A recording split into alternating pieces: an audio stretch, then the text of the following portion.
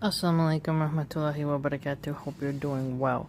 So, here we see a post. I've screenshot this and I'm just getting into it now. But we see how Trump wants to go at it with Mexico, in particular the cartels. And the cartels are not a joke, they're not something easy to defeat. And how can you defeat what you need to buy? And what I mean by that is Americans gobble up a lot of drugs. Okay? That's a fact. What is it about the American mindset, behavior that makes people want to consume drugs? Trump should look at that instead. You can't drone strike your way out of the drug problem in America. You need to go back to having the DARE programs in school, something that is, they used to have this lion mascot go in and talk to kids about drugs. Now that I'm older, there's better ways to do it that are less cringe. But if you were to consistently ban, for example, all alcohol commercials from every app, they're no longer allowed to run ads on TV, you limit how many liquor stores can be in a city, you could cut back greatly on drug and intoxicant culture. Now, whenever you get around people who like to drink alcohol in clubs, they usually need something else along with their drink, whether it's the devil's dandruff, aka cocaine, ecstasy, and weed. Even though weed is not as bad as the others, what I mean is, you'll notice drinkers, they like to have something to top them off. I've watched some comedians who make it like a bit where someone will say, okay, we'll be high for this long, and then when we start to land, when we start to straighten out, we'll take this and then we'll take that, and this will help us level off. And they have all these different techniques they do to keep their mind in a persistent state of what they perceive as euphoria, although it takes a toll on their brain cells, on their liver, their kidneys, and erodes and drains their beauty over time. It makes them more schizophrenic. And then people will be like, I need something more elevating, I need something more tough, something that gives me a harder high. And then they'll move to the dangerous stuff like crack and meth. And then, before you know it, those people are scratching themselves like flea-ridden dogs in the street, asking for change, asking for money. And then they're stealing your car stereo if you still have one, or they're trying to find something in their car that they can then go sell. And San Francisco has a big problem with car break-ins, where a tweaker bashes your window out so that they can go get drugs. And so then, when you see countless Americans deciding to cope with their trauma with intoxicants, it would be great if people like Trump would say, okay, what is it that's causing all this trauma? And it's a kid who had an alcoholic parent, alcoholic stepdad. It's somebody who didn't have access to proper therapy. And go even deeper, you'll notice it's about children who their parents were absent, their mom was absent, and something happened to them. Someone violated them, someone did something. And so, how do you cut back on that? You make it so that women will have a great social safety net, to where women will have the mental support they need to take on the burden of children. They are a noble sacrifice, but they are a lot of work. Some mamas, they need help. And it would be great if America supported their mothers, which they don't. No matter which way you square it, the economy doesn't really support moms, makes it harder for them. And when one person has a heavy burden, for example, the father, to provide, the stress mounts up on them, and then they choose alcohol to relax. They begin to crumble sometimes. How can America support its fathers? Well, that's another program. So imagine if you didn't allow any music to be played on the airways or on YouTube that promoted drugs and alcohol. People would say that's an overreach. So wait a minute.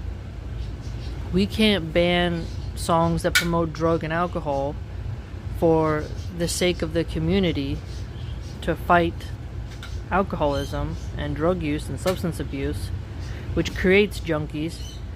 But if you mocked or degraded or made light of Charlie Kirk's assassination, your visa could be denied. You could lose your job. Think of all the censorship that so many of these Republicans advocated for simply because you didn't really bawl your eyes out and made an edgy joke over Kirk, who hated Muslims and overall liked a bit of controversy. Now, why is it that if you protest Israel's war crimes on a college campus as an immigrant on a visa, you could have had that revoked and been deported? So it's okay to promote drug use to Americans, but it's not okay to protest war crimes. A lot of America's ethics don't align with the Bible. People say this is a Christian country, but you'll notice that they don't really support having the Bible implemented as a sort of theocratic regime. And what's even weirder, you'll see Christians fight against having a theocracy. So they can't make up their minds, really. Again, you can't drone strike your way out. Mexico, Salvador, Guatemala, everywhere that produces drugs is going to keep producing them because Americans at every level like drugs. Whether you look at The Sopranos, those people were not super rich, or you look at Succession, Mad Men, go around and look at the shows that are popular, Breaking Bad, you'll see that they show you different levels of drug users, from the wealthy to the poor. You're telling me at Trump's Mar-a-Lago they're making sure there's 0 drugs in there? It's usually just the rich people who can pay to have their family members not put in jail for possession. And so, if the rich consume drugs, how is it even going to be even possible to stop the drugs from coming in? And poor people use it to cope. Islam makes people stronger and doesn't allow its users to use narcotics. So, in essence, Islam would actually defeat the cartels far better than Christianity.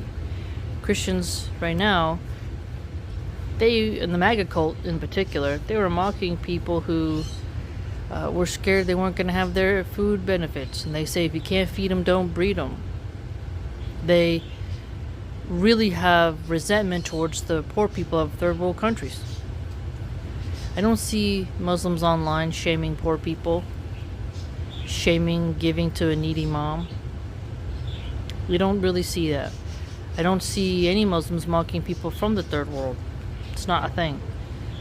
And you will notice that Christians will say, well, Jesus drank wine, therefore you can't tell this person to put the whiskey bottle down. But us Muslims will say, that's drinking's haram, you shouldn't do that, brother, that's not good for you, it's going to ruin your life, or to a sister. And we push to keep our fellow believers sober, whereas Christians don't. And they don't notice the slippery slope of people drinking and people just spiraling. Once you get started, it's hard to stop. And so,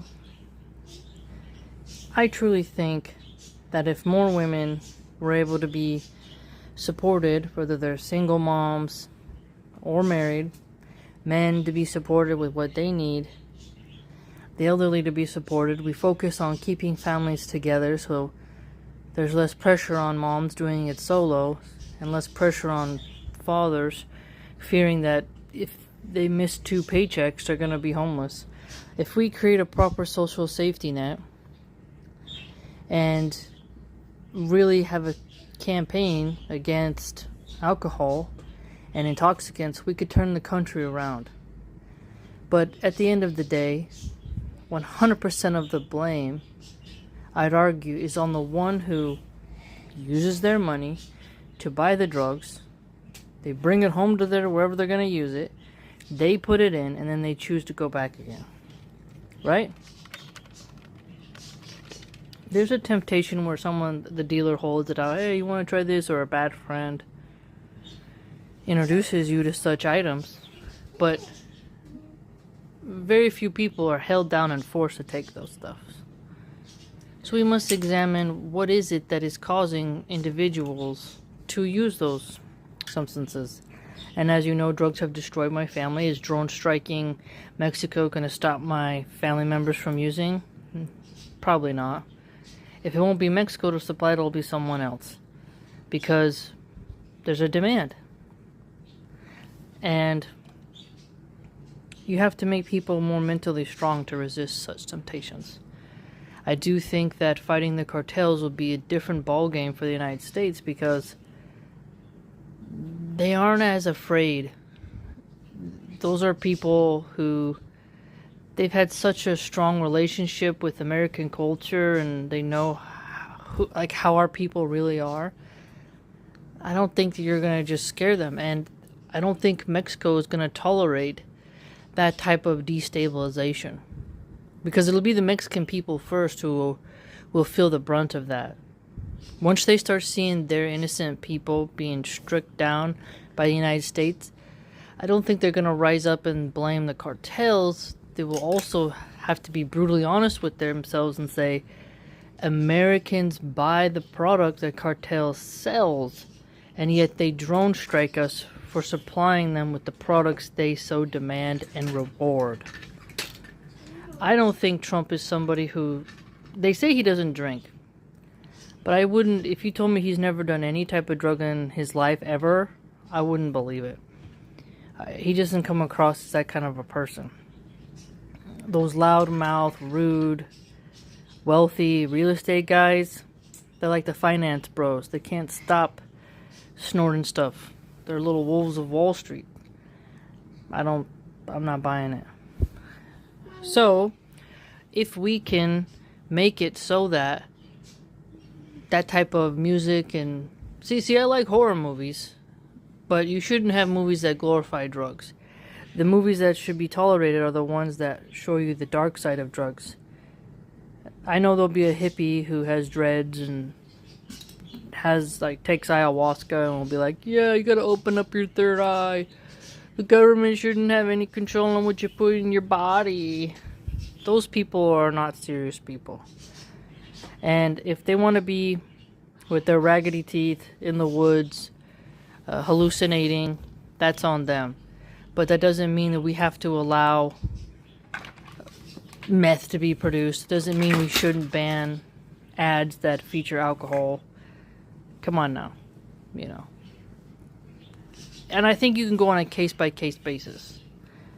Because there's a difference between a drunk who's at home screaming, turning up the kitchen and being loud and terrible to his family than some hippie in the woods talking to a tree, hallucinating. It's a little different because of the violent aspect there. But overall, intoxicants will make you violent due to how they destabilize your mood and make it harder for you to be patient and to have a sound judgment on any in particular problem that arises. And it's harder for you to maintain impulse control. They're literally used to take away your impulses, to make you loosen up, as they say. So, may Allah subhanahu wa ta'ala protect us. I don't think America can afford to drone strike Mexico, do regime stuff in Venezuela, do regime change in Iran, fund is not real, fund Ukraine. I don't see how America is getting served by that kind of behavior. Let me know what you think. Please like, comment, subscribe, share, and join the blog.